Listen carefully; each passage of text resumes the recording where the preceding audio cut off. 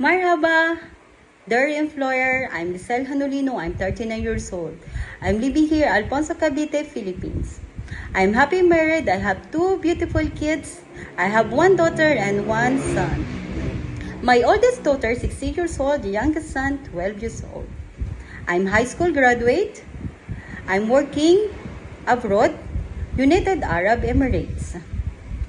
My experience, I'm working Arab and Indian family as a nanny. My main duties and responsibility to take care of them, bathing, feeding them with nutritious food, changing the clothes and preparing all the stuff for the school.